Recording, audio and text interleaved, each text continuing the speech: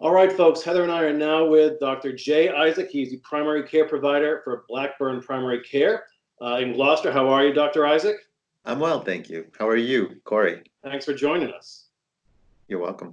Pretty heady times these days. Yes, they are. Yes, they How are. has your life sort of turned upside down here in the last week or so?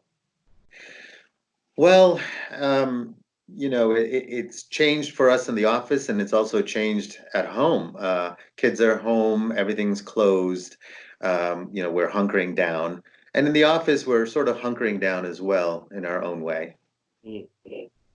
So can I ask about the office, Dr. Isaac? What are you saying to patients who call and believe they're symptomatic with the COVID-19, fever, cough? What are you saying to these people? Well, Heather, currently, we don't want people who suspect they might have COVID to be out and about. Because in general, we want to try and control exposure.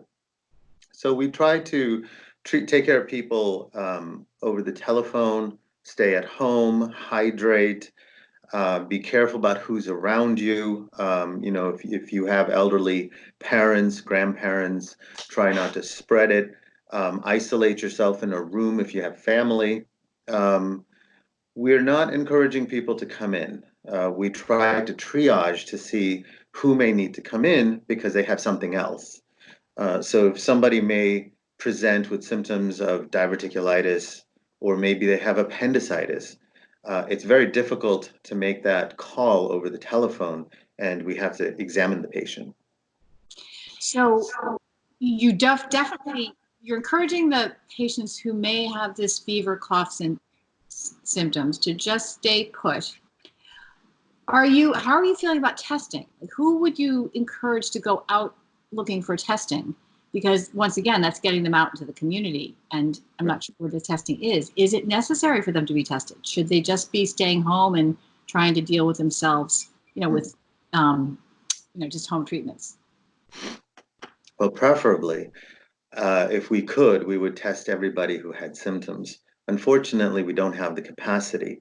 So while there's testing available, it's for a select few who are critical to sort of society continuing. So um, physicians, nurses, police officers, folk like that, or people who may have traveled recently to affected countries. But because our testing is very limited, for most people, we just treat them symptomatically or conservatively. The testing are drive-through tests. So, for example, at Beverly Hospital, there are drive-through tests, but they are by appointment only, and physicians have to provide the orders for them. Mm. So, and are they typically being reserved for people who are on the front lines, I think? Correct. Yeah, Currently. right. Well, that's important. So what do one of your patients do if they have chest pain or dizziness? And should they pause before they call you or pause before they come into your office?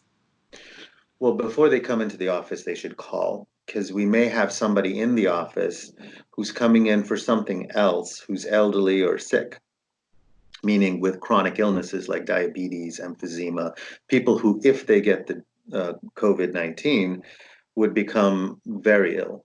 So when people call, we generally tell them whether they should stay home, whether this might be a respiratory virus, COVID-19, et cetera, or something they should come in for.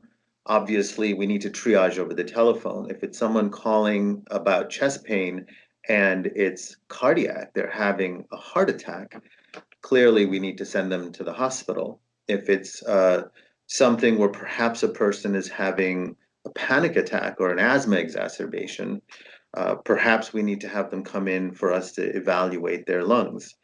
But if it's clear that this is a respiratory virus, we don't want them to come in. So the message is call first. You will treat Correct. them over the phone. Don't show up in your office Correct. and are you using telemedicine? Are you treating people over Skype? We are. Right. We're using something called doxy.me, and it's HIPAA compliant. So we're able to see the patient, and sometimes if you have a blood pressure cuff at home, we can check some vitals, which may be helpful. But that's for limited people. Like if you do think you have COVID, we'll try to see you through telemedicine. Mm-hmm. And how about your staff? How are you keeping your staff safe? I understand that the protective gear is an issue, the masks are an issue. I don't know how much of that you use. Right. We have maybe 50 masks left, so we're very careful how we use it, which is one reason we don't want people just strolling in. We wipe down all surfaces. So for example, in my exam rooms, I've removed all the chairs. There's just the exam table.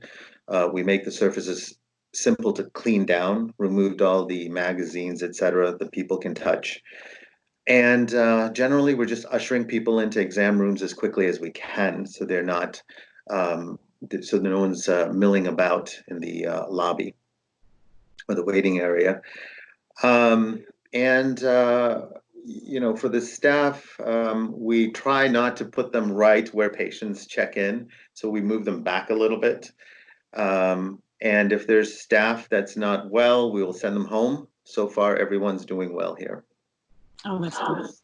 That's really good. So are you feeling a sense, everyone feels a sense of anxiety. What's your level of anxiety? I'm anxious, primarily because I'm worried that the healthcare system will be overwhelmed. Personally, it's the job I signed up for. I'm probably on the wrong side of, you'll be okay with medical illnesses. So clearly, if I get it, it's not going to be fun. But for my children, they'll probably be fine. Having said that, I worry for our elderly. We have a lot in the Cape Ann area. And so I think if we don't treat this very carefully, it could wreak havoc in Cape Ann. Mm. Yeah, Isaac, has there been like an initial spike in patients and walk-ins in the past week or so? There haven't, because I think people are being a little careful. People have called in anxious about runny noses and upper respiratory symptoms, but the typical triad of fever, cough, and shortness of breath, we've not really seen. Mm. So now if folks want to find you or learn more about you or be in touch, how can they do that?